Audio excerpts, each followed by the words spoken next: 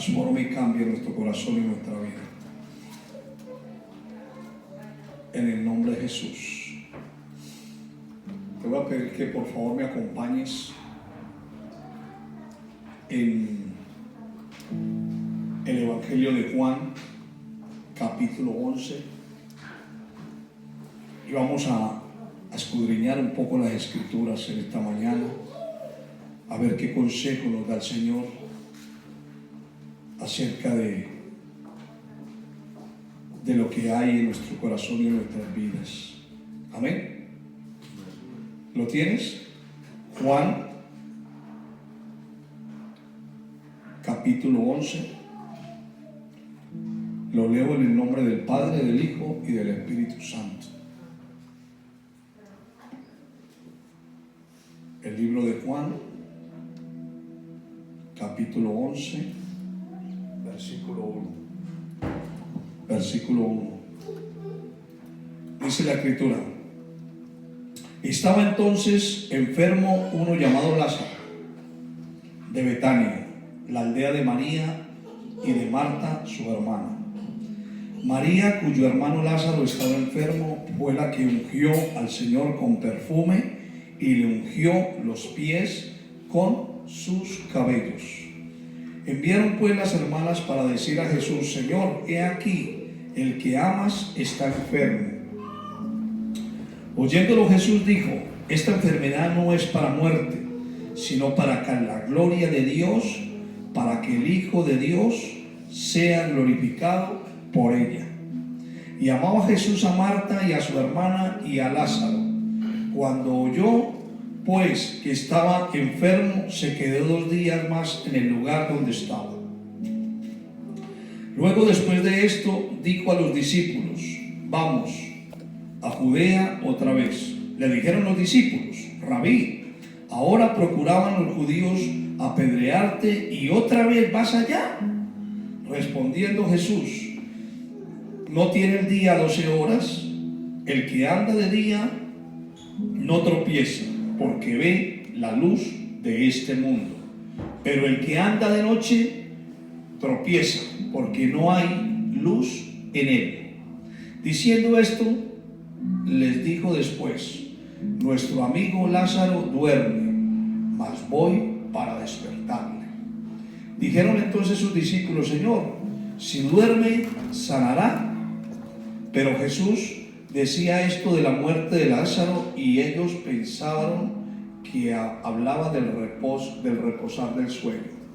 Entonces Jesús le dijo claramente: Lázaro ha muerto,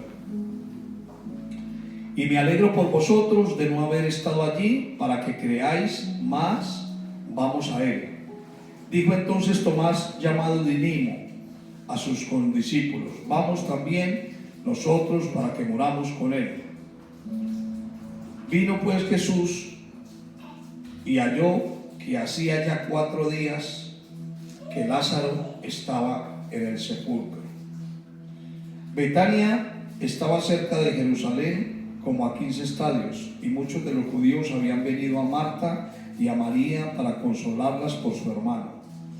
Entonces Marta, cuando oyó que Jesús venía, salió a encontrarle, pero María se quedó en casa. Y Marta dijo a Jesús: Señor, si hubieses estado aquí, mi hermano no habría muerto. Mas sé ahora que todo lo que pidas a Dios, Dios te lo dará. Jesús le dijo: tu hermano resucitará. Marta le dijo: yo sé que resucitará en la resurrección en el día postrero. Le dijo Jesús: yo soy la resurrección y la vida. El que cree en mí, aunque esté muerto, vivirá. Y todo aquel que vive, cree en mí, no morirá eternamente. ¿Crees esto?, le preguntó a Marta. ¿Crees esto? Lo que Jesús le estaba diciendo. Y pasamos al 38. Y Jesús, profundamente conmovido, otra vez vino al sepulcro, y era una cueva y tenía una piedra puesta encima. Dijo Jesús: quitad la piedra. Marta, la hermana del que había muerto, le dijo: Señor, hiede ya, porque es de 4 días. Jesús le dijo: ¿no te he dicho que si crees verás la gloria de Dios? Entonces quitaron la piedra de donde había sido puesto el muerto. Y Jesús, alzando los ojos a lo alto, dijo: Padre, gracias te doy por haberme oído. Yo sabía que siempre me oyes, pero lo dije por causa de la multitud que está alrededor, para que crean que tú me has enviado. Aleluya. ¿Crees esto? Marta, ¿crees esto? ¿Crees lo que yo te estoy diciendo? Vamos a entrar un poco en el contexto de esta escritura. Recordemos que Marta y María y Lázaro eran amigos de Jesús. Y Jesús había estado en la casa de Marta y María, pero Lázaro supuestamente no estaba ahí.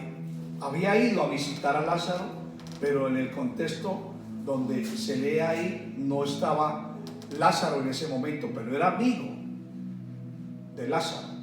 Pero hubo en una ocasión en los evangelios en que Jesús entró con sus discípulos a donde Marta y María, y Marta era una de las personas que estaba afanada y turbada por los quehaceres que estaba haciendo en ese momento, y Marta misma se quejó de María, su hermana, y se quejó delante de Jesús. Y aquí mismo en esta historia también se quejó y no creyó, y le dijo al Señor Jesús: Señor, María no tiene cuidado de que yo me estoy preocupando por las cosas para atenderte, para que tú estés bien, para que los discípulos puedan comer bien, para que tú estés bien con nosotros. Y el Señor la exhortó y le dijo: Marta, Marta, afanada y turbada estás.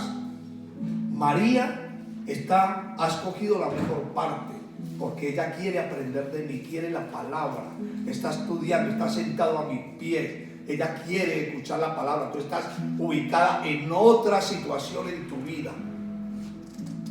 En este momento también Marta salió al encuentro de Jesús, porque Jesús venía de Galilea a Jerusalén, venía y iba, y venía, y los discípulos mandaron a decir, se dieron cuenta, le dijeron a Jesús que había muerto el que amaba a su amado, a su amigo. Y parece que en los versículos, en los primeros versículos, parece que Jesús pasó, no le importó que Lázaro estuviera enfermo, ¿sí? Y resulta que Marta se quejó de que él realmente, cuando Jesús llegó, ya había muerto. Hacía 4 días estaba muerto y ya lo habían enterrado, ¿sí?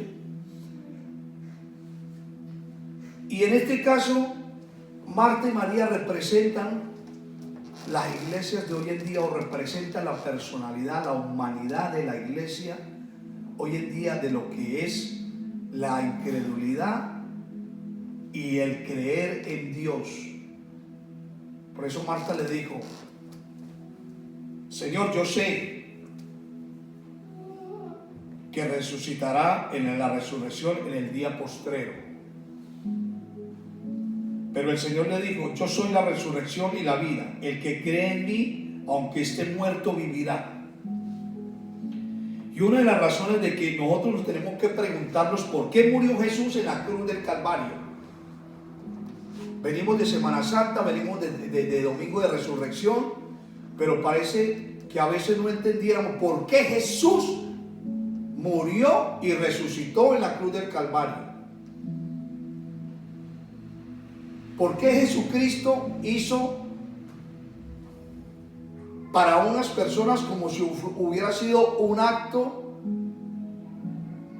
que no significara nada ante la humanidad, cuando una persona tiene un velo en el cual la duda y la incredulidad no puede ver que la obra de Dios, que la obra que hizo Jesús en la cruz del Calvario es espiritual.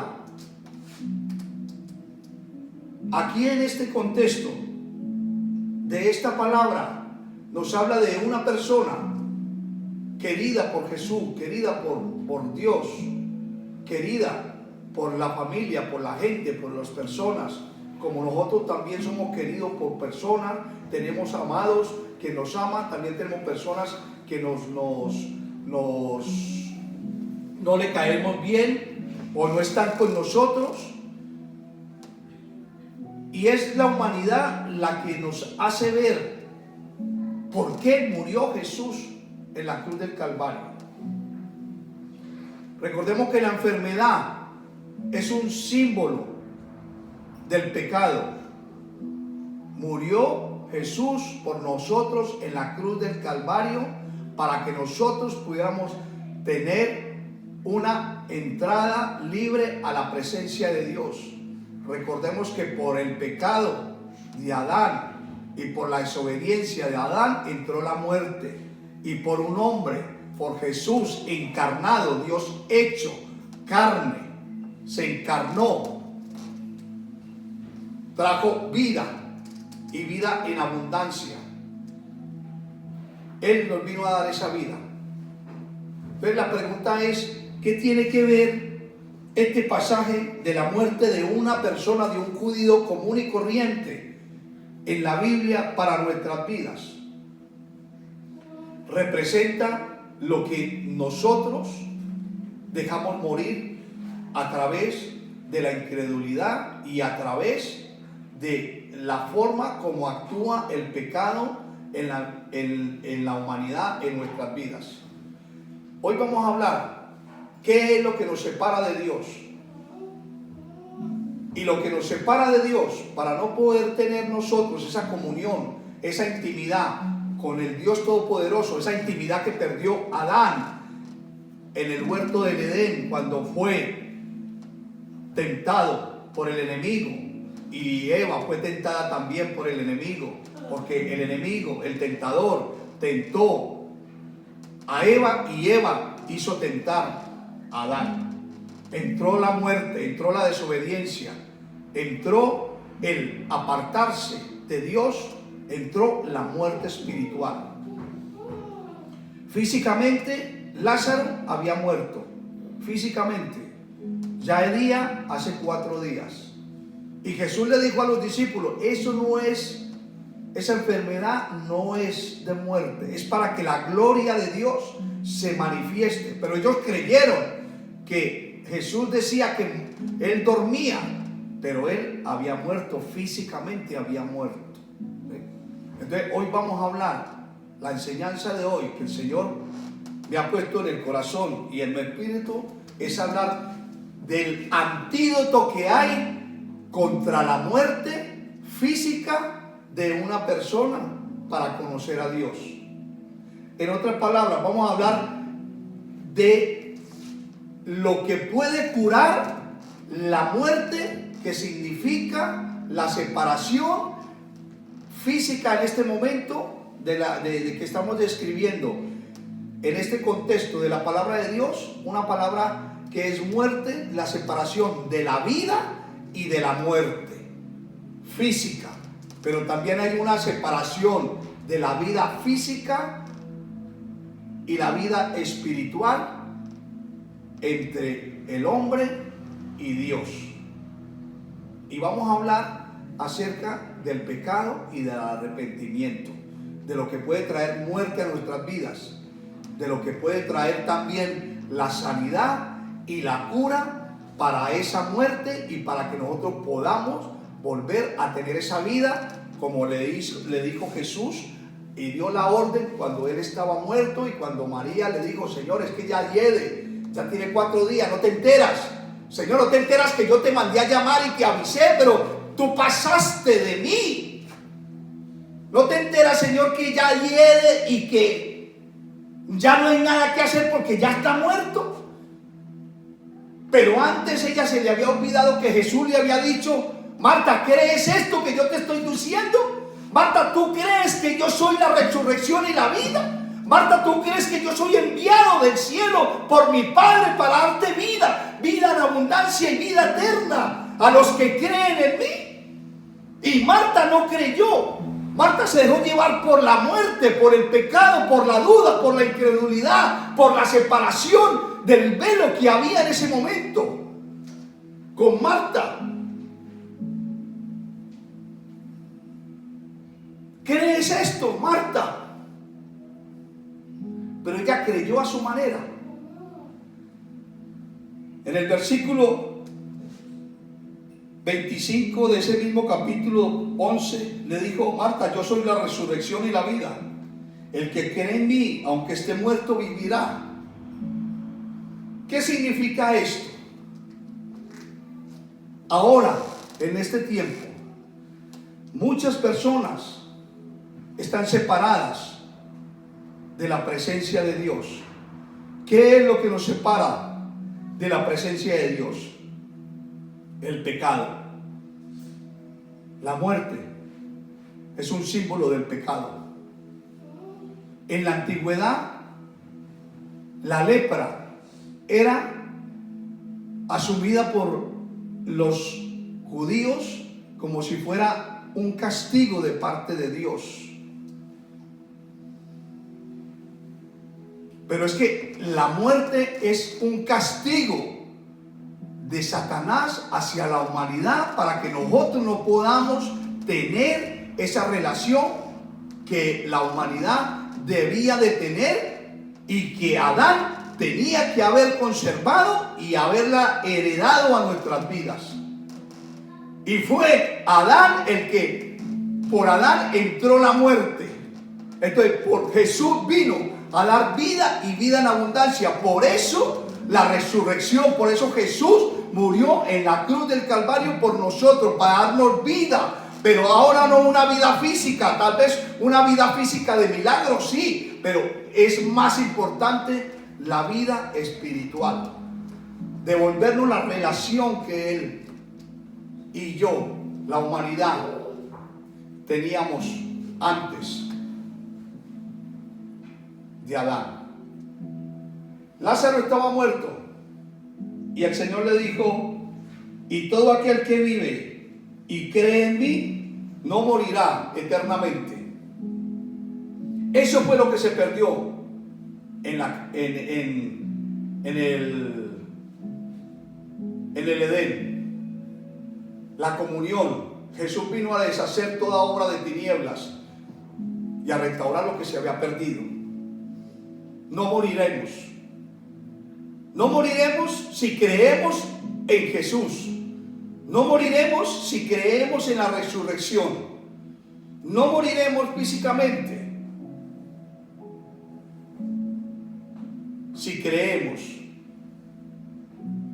Pero esa muerte física se manifiesta en nuestras vidas a través del pecado. Y de eso vamos a hablar, del pecado y de la cura.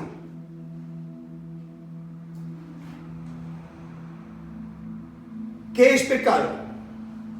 Todo, absolutamente todo lo que nos separa de la presencia de Dios. Todo lo impuro a Dios. Todo lo que Dios no le agrada, pero que nos agrada a nosotros, que nos agrada la carne. Por eso la muerte siempre está acechándonos. La muerte física también nos está acechando en todo momento, porque ninguno de nosotros puede saber el día que vamos a salir, que vamos a partir. Y hay dos cosas que ninguna persona en este mundo puede elegir. Tú puedes elegir muchas cosas, tú y yo podemos elegir muchas cosas en la vida. Dicen los entendidos que una persona puede tomar en un día más de 35,000 decisiones. Yo me baño, yo me visto, yo me pongo esto, yo voy allí, yo pienso allí, voy a comer esto, más o menos 35,000 decisiones en el día, ¿sí? Pero hay dos cosas que no podemos decidir. El hombre no puede decidir. Es el día que nace ni el día que muere. Dos cosas que no podemos decidir. Entonces tenemos que estar preparados, porque cuando nacemos, nacemos con esa muerte heredada de Adán. Por eso vino Jesús, por eso resucitó al tercer día, por eso celebramos la resurrección. Por eso para nosotros los cristianos es tan importante la resurrección en Cristo Jesús, porque Él vino a darnos vida, a devolvernos esa identidad, a devolvernos esa relación con el Padre, ¿sí? Pero físicamente muchos de nosotros no tenemos esa relación, porque hay pecados ocultos en nuestra vida que tienen que ser quitados, ¿sí? Lázaro murió. ¿Y qué fue lo que dijo Jesús en el versículo 39 de ese mismo capítulo? Quitad la piedra. ¿Sabe qué significa la piedra? Ahí en ese momento, simbólicamente, metafóricamente, la piedra es lo que estaba separando lo que se podía ver entre la muerte y la vida. Quita la piedra. Ese es el mensaje y el título de esta reflexión. Señor, quita la piedra. En este momento, en este contexto, el Señor quitó la piedra, dio la orden para que quitara la piedra. No sé cómo la quitaron, si la quitaron con una grúa. En ese tiempo no habían grúas, pero habían hombres que la quitaron. Dio la orden físicamente, pero ahora la piedra la da el Señor. Da la orden, quita la piedra, pero espiritualmente. Hay cosas en tu corazón que están ahí, que traen muerte, que traen separación entre la relación que Dios quiere con Él y contigo mismo. Hay cosas, tú y yo sabemos que hay cosas en nuestro corazón, y la gente sabe que hay cosas en su corazón que lo apartan de la presencia de Dios.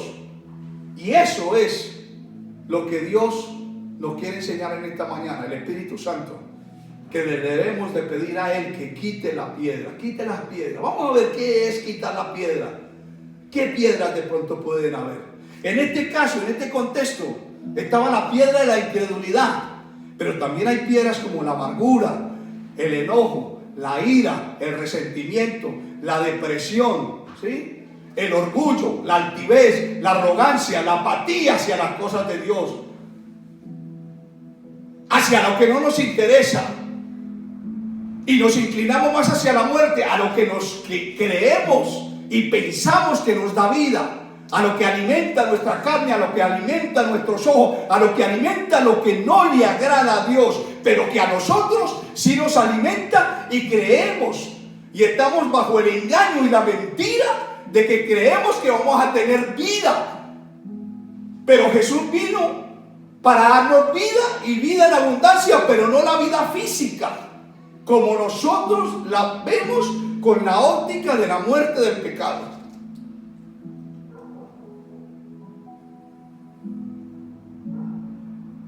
Hay piedras que necesitan removerse de nuestras vidas, pero que no las podemos remover porque estamos adentro de la tumba, adentro de la misma muerte. Y por eso vino Jesús a darnos vida, para darnos vida en abundancia, para quitar, para que Él dé la orden, para que Él pueda remover esas cosas que hay en nuestro corazón. Hay piedras que necesitan removerse. La resurrección de Jesús en la cruz del Calvario no fue solamente en la fecha de Semana Santa. La resurrección de Jesús tiene que ser en el cristiano día a día, constantemente, mientras que la muerte nos está acechando.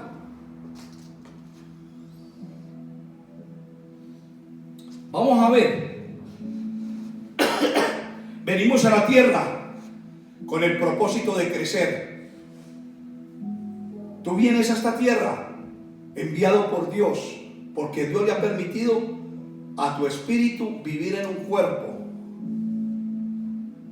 Pero tomamos esa herencia incorruptible de la muerte y alejarnos de la presencia de Dios. Dios quiere que vivamos una vida plena y placentera, pero el pecado no siempre va a estar haciendo la separación entre lo que a Dios le agrada y lo que a la humanidad le agrada, lo que a nosotros nos agrada y lo que a Dios le desagrada. Venimos a progresar, lo que constituye un proceso de toda la vida. Durante ese periodo pecamos.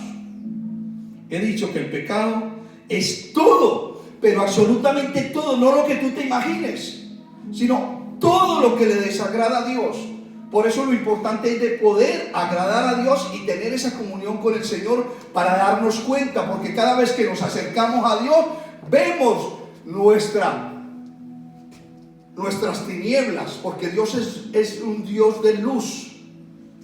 Y nuestra luz necesita, la luz de Dios, necesita entrar en el Espíritu Santo, en el Espíritu de nuestras vidas a través del Espíritu Santo. Nosotros somos templo del Espíritu Santo de Dios y somos lámpara. La Escritura nos habla que nuestros espíritus son lámparas donde Dios deposita el aceite, la unción de Dios sobre nuestras vidas.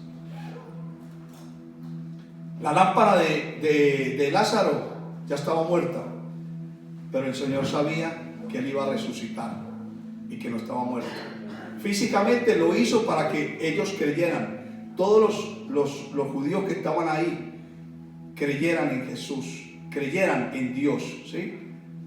Y la misma Marta y María no creyeron, porque antes Marta estaba en la posición de que se quejaba y siguió quejándose, y María estaba en la posición de que creía en las cosas de Jesús, creía en lo que Jesús hablaba, creía en la doctrina de Jesús. Pero llegó el momento en que se vio opacada por la tristeza o por la muerte de su hermano, que no quiso salir al encuentro de Jesús, y Jesús la mandó a llamar.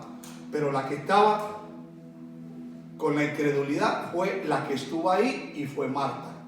Y por eso el Señor le dijo a Marta: Marta, Marta, afanada y turbada. Pero luego le llamó y le dijo: ¿crees esto?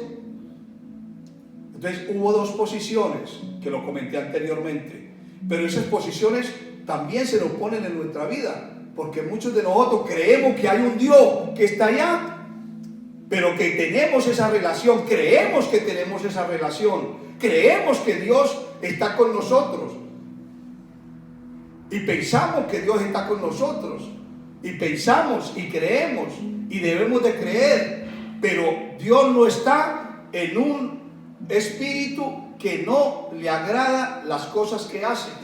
¿Estamos entendiendo? Todo lo que le desagrada a Dios no se puede acercar a Dios. Y dice: todo lo que a nuestra naturaleza caída le agrada, todo lo que le atrae muerte física y espiritual. Y dice la Escritura, y ahora vamos a la Escritura. Dice: por cuanto todos pecaron y están destituidos de la gloria de Dios, que dice en Romanos 3:23, todos estamos destituidos de la gloria de Dios. Si hay una persona que no tiene a Jesús en el corazón y no ha sido redimido por la sangre del Cordero, está alejado de la presencia de Dios.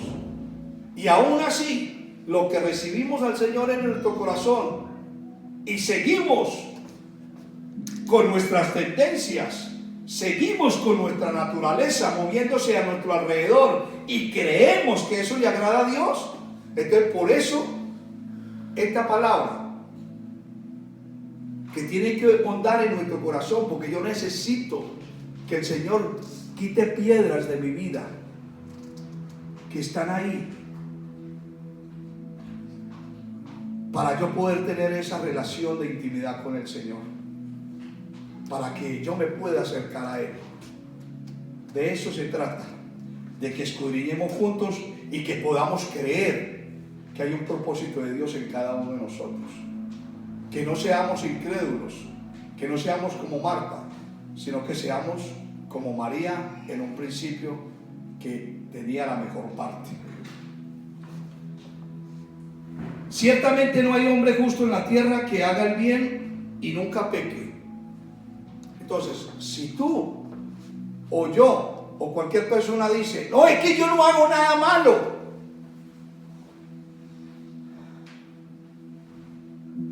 te estás dejando llevar del pensamiento de que no necesitas a Dios para nada. Y déjame decirte que nunca me cansaré de repetirlo mientras yo esté en esta tierra. Jesús no es una opción, Jesús es una necesidad. Jesús es una necesidad. Entonces, cuando nosotros tenemos a Dios como opción, ya estamos pecando. Y dice, si decimos que no tenemos pecado, nos engañamos a nosotros mismos y la verdad no está en nosotros. Eso es lo que hace la muerte, la separación. Decimos, yo no tengo pecado de nada, yo soy muy bueno, yo no hago nada malo, por lo tanto yo tengo a Dios. Cuidado, porque eso nos dice la Escritura, que si nosotros decimos que no tenemos pecado, nos engañamos a nosotros mismos. Entonces, si nos engañamos a nosotros mismos, ¿quién es el que gobierna nuestras vidas? El padre de la mentira, Satanás, ¿sí? Por eso vino Jesús a deshacer todas obras de las tinieblas y clavó nuestras actas, nuestros pecados, todos el acta contraria que estaba de muerte contra nosotros, clavó todos nuestros pecados en la cruz del Calvario y nos volvió y nos devolvió esa herencia que teníamos anteriormente. A través de Jesús, de la muerte de Jesús, se rompió el velo de arriba abajo y pudimos volver a restablecer esa relación con el Dios Padre, ¿sí? Pero aún así, resucita Jesús, nosotros lo aceptamos como nuestro Señor y Salvador, pero siguen cosas ahí en nuestra vida que siguen ejerciendo influencia sobre nosotros para que nosotros no nos acerquemos a Dios y nosotros no tengamos la bendición de Dios. Entonces la muerte siempre nos va a estar ahí como el aguijón, como lo dice Pablo en las Escrituras. He orado para que me quiten el aguijón, pero Dios me ha dicho, Jesús me ha dicho, bástate mi gracia, porque mi gracia se perfecciona en la debilidad. Eso fue lo que le dijo el Señor Jesús a Pablo, ¿sí? Pero dice la Escritura también, y al que sabe hacer lo bueno y no lo hace, le es pecado, y esto lo dice en Santiago 4:17, y toda injusticia es pecado, pero hay pecado no de muerte. Por tanto, todos tenemos la necesidad de arrepentirnos. Y aquí entro al mensaje, aquí es donde yo quiero ir para que ese pecado y esa muerte se pueda ir constantemente de nuestra vida y podamos recuperar esa relación de intimidad constantemente con el Padre. Y es el arrepentimiento. Y hoy les voy a hablar del arrepentimiento. ¿Qué es el arrepentimiento? ¿Por qué es necesario el arrepentimiento? ¿Para qué sirve el arrepentimiento? ¿Qué nos da el arrepentimiento? ¿Sí? Entonces aquí vamos a entrar a lo que realmente es el núcleo de la enseñanza de esta mañana, el arrepentimiento. La palabra griega es metanoia, la cual significa tener otra opinión o cambiar de curso después de una mayor comprensión. Una de las palabras traducidas en hebreo es chup, que significa volver atrás, es decir, cambiar de sentido en nuestro experimentar. ¿Qué significa esto? Que nosotros, el arrepentimiento es cambiar nuestra forma de pensar del modelo que nos establece la sociedad, la tradición, la cultura, las doctrinas, las filosofías de los hombres, y cambiar nuestra forma de pensar por la palabra de Dios. Eso es arrepentimiento.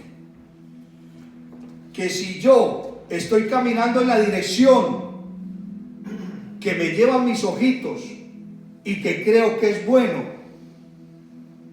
pero que no me van a llevar a tener una relación con Dios, pero que sí me van a llevar a alejarme de Dios, entonces yo tengo que actuar y practicar el arrepentimiento y decir, no, yo no puedo ir para allá. Yo sé que Yo tengo que ir es para adelante porque allí está mi Señor. Yo tengo que caminar en la dirección de lo que me está diciendo el enemigo y lo que está agradando a mi carne y a mis ojos. Yo tengo que cambiar de dirección, de sentido y direccionar mi vida, cambiar mi pensamiento, cambiar mi actitud, cambiar mi forma de pensar, actuar como Dios quiere que yo actúe, obedecer la palabra de Dios, practicar la palabra de Dios, porque voy a ir en la dirección correcta.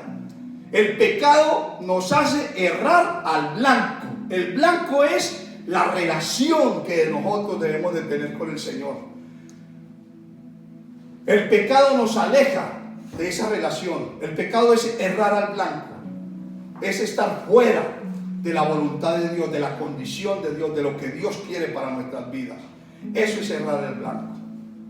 Eso es el pecado, lo que no le agrada a Dios. Pero el arrepentimiento es lo que le agrada a Dios. Un corazón contrito y humillado el Señor nunca, nunca, nunca va a desechar. Porque si hemos pecado, dice la Escritura que abogado tenemos a Cristo Jesús. Entonces nosotros tenemos que practicar el pecado constantemente, porque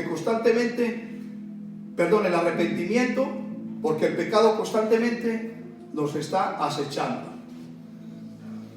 Dice, una de las palabras traducidas es chub en hebreo, y me llamó mucho la atención,